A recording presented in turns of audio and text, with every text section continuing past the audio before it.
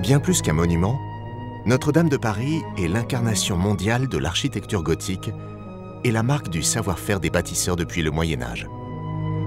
L'année 1163 marque la pose de la première pierre de l'édifice.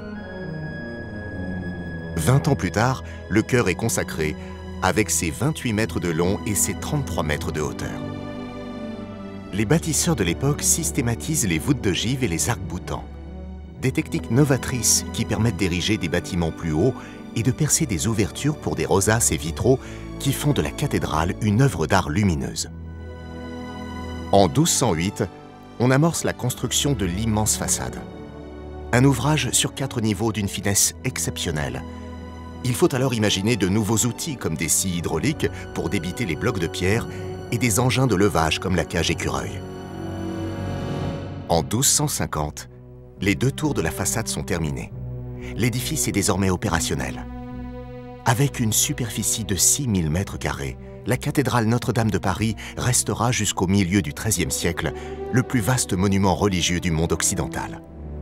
Après plusieurs siècles de sommeil, Notre-Dame de Paris connaît sa première restauration entre 1715 et 1720. Le chœur est transformé, le maître-autel remplacé. Les arcades de style gothique sont comblées et habillées de marbre et d'ornements en plomb doré.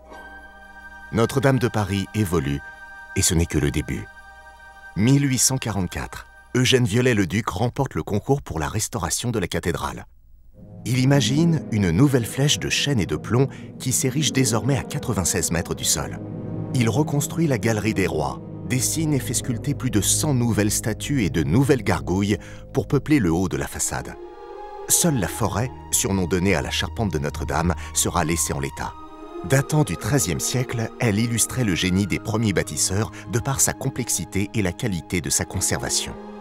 C'est pourtant ici même que prend source l'ultime épreuve de Notre-Dame de Paris.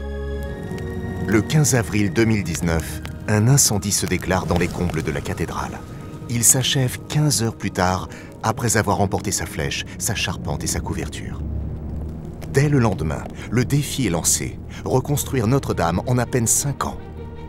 Pendant 2 ans, une première phase de sécurisation du bâtiment va mettre à contribution une centaine d'entreprises expertes en restauration.